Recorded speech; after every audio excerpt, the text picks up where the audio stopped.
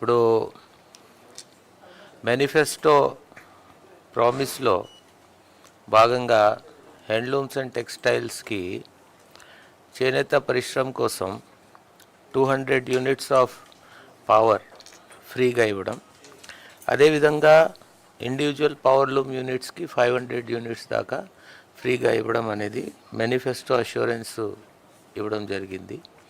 దాంట్లో భాగంగా ప్రభుత్వం దాన్ని శాంక్షన్ చేసి GOMS నంబర్ 44 ఇచ్చారు. దాని ప్రకారంగా ఇది స్కీమ్ శాంక్షన్ చేయడం జరిగింది. బడ్జెటరీ సపోర్ట్ ఫైనాన్స్ డిపార్ట్మెంట్కి అడగటం జరిగింది.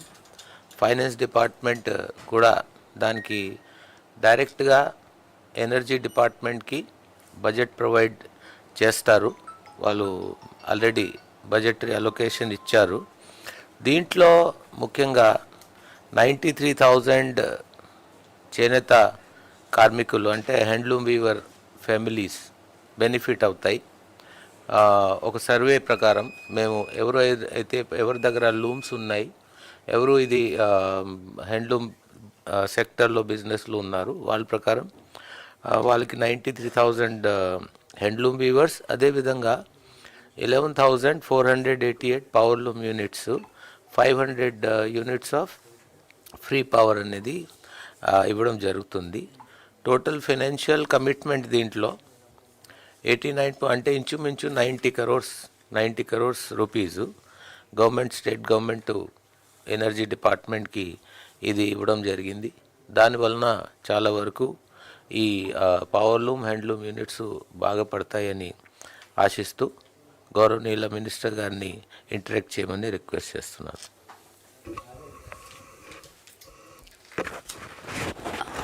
అందరికీ నమస్కారం. అదేవిధంగా స్పెషల్ CS గారికి, అదేవిధంగా ఏదైతే మేము ఎన్నికల సమయంలో మరి చేనేతలకు అండగా ఉండాలి, చేనేతల్ని అన్ని విధాలుగా ప్రోత్సహించాలి.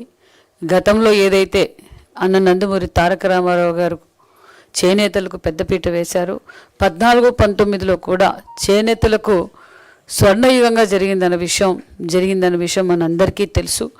అదేవిధంగా మరి ఎన్నికల సమయంలో మరి ముఖ్యమంత్రి గారు, యువగళం అధినేత నారా లోకేష్ బాబు గారు ఎన్నికల సమయంలో ఏదైతే మాట చెప్పారో ఆ మాట నిలబెట్టుకుంటున్న ప్రభుత్వం కూటమి ప్రభుత్వం అని కూడా తెలియజేస్తూ, మరి నేతన్నలకు నిజంగానే ఒక గుడ్ న్యూస్ అనే విషయం కూడా తెలియజేస్తూ, మరి ఎన్నికల సమయంలో మేము చెప్పాం, మరి హ్యాండ్లూమ్స్కి 200 యూనిట్లు, పవర్లూమ్స్కి 500 యూనిట్లు ఉచిత కరెంట్ అని చెప్పాం. మరి ఏప్రిల్ 1వ తారీఖు నుంచి మరి దీన్ని అమలు పరుస్తున్నామన్న విషయం కూడా మీకు అందరికీ తెలియజేస్తూ, అంతే మరి సుమారుగా మరి హ్యాండ్లూమ్స్ మగ్గాలు 93,000 కుటుంబాలు ఉన్నాయి. అదేవిధంగా మరి పవర్లూమ్స్ కుటుంబాలు మరి యూనిట్లు వచ్చి 10,534, అంటే సుమారుగా మరి 103,000 మందికి ఇది వర్తిస్తుంది. దాంతోపాటు మరి 200 యూనిట్లు హ్యాండ్లూమ్స్ వారికి సుమారుగా ప్రతి యూనిట్కి సుమారుగా 720 రూపాయల దాకా వాళ్ళకు ఆసరాగా, అంటే ఇప్పుడున్న పరిస్థితుల్లో వారికి కరెంటు బిల్లు 720 రూపాయల దాకా 200 యూనిట్లకు సుమారుగా 700 నుంచి 800 రూపాయల వరకు 200 యూనిట్లకు వర్తిస్తుంది. అంతేకాకుండా మరి 500 యూనిట్ వారికి 1,800 నుంచి 2,000 రూపాయల వరకు కూడా వారికి అదనంగా మనము సహకరించినట్లన్న విషయం కూడా మీకు తెలియజేస్తూ, మరి చేనేతలకు మరి అదే కాకుండా ఎన్నికల సమయంలో మనం మాట ఇచ్చాం. ఆ మాట ప్రకారం 50 సంవత్సరాలకే 4,000 పెన్షన్ అన్నాం. మరి ఆ 4,000 పెన్షన్ కూడా మేము 50 సంవత్సరాలకి అందజేస్తున్నాం. గతంలో అయితే 3,000 వచ్చేది, 3,000 కూడా 5 సంవత్సరాలు అయింది ఆ పెన్షన్ పెంచడానికి, 3,000 ఉన్నింది. మరి మనం ఎన్నికల సమయంలో మాట చెప్పినట్లుగా మరి 4,000 రూపాయల పెన్షన్ 50 సంవత్సరాలకే చేనేతలకు అందజేస్తున్నాం.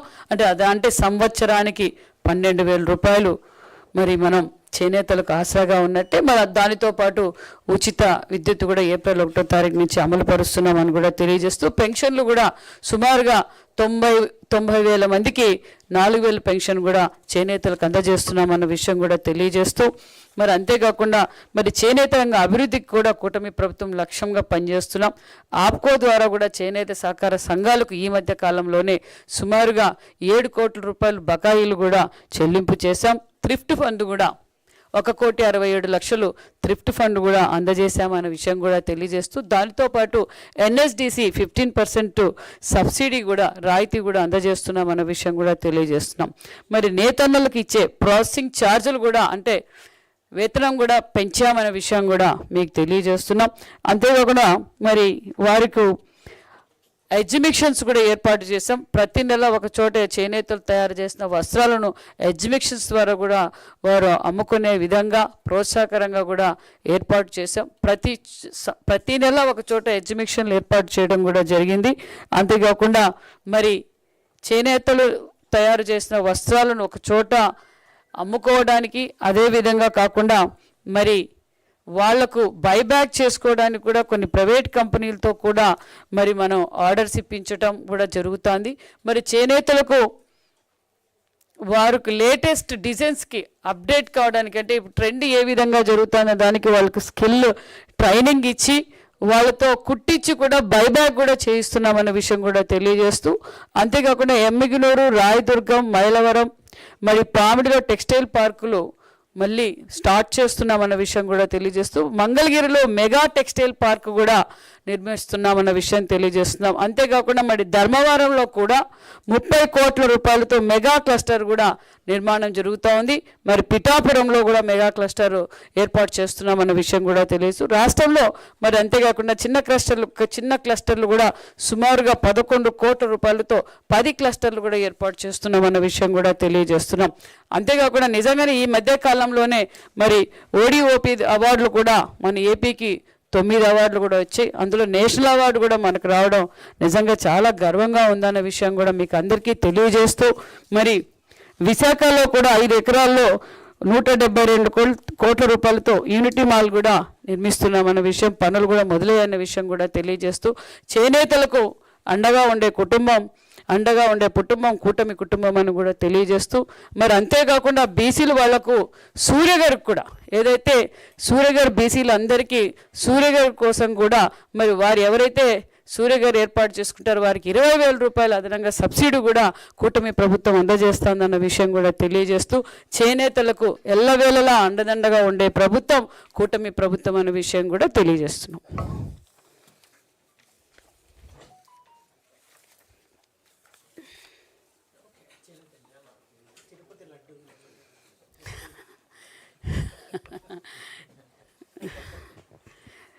తిరుపతి లడ్డులో నెయ్యే లేదని తేల్చేశారు కదండి సెట్. జంతువు కొవ్వు లేదని ఎందుకంటే ఫస్ట్ నెయ్యే లేదు కదా.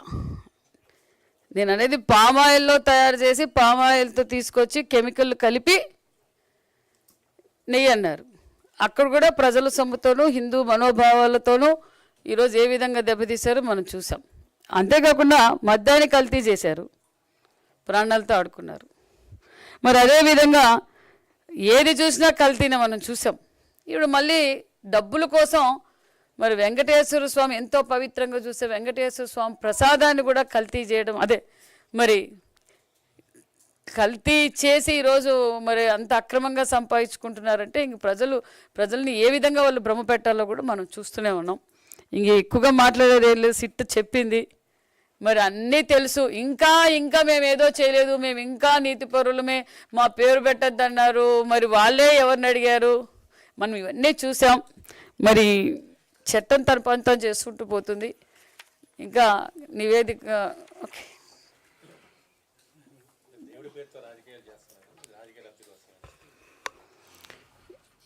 ఎవరు చెప్తున్నారు సార్?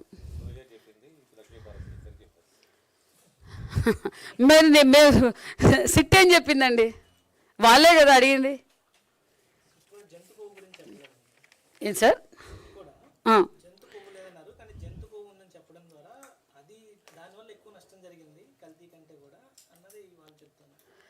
నెయ్యి లేకపోతే నేను అనేది ఏమంటే వాళ్ళే సిబిఐకి అడిగారా? సిట్కి వాళ్ళే అడిగారా? వాళ్ళే అడిగారు. జగన్మోహన్ రెడ్డి గారే అడిగారు, జగన్మోహన్ రెడ్డి గారే చెప్పి చేయించారు. మరి నెయ్యే లేకపోతే ఇంక మేము చెప్పేది ఏమంటే పుట్టి నెయ్యే లేదని కూడా చెప్పారు కదా వాళ్ళు.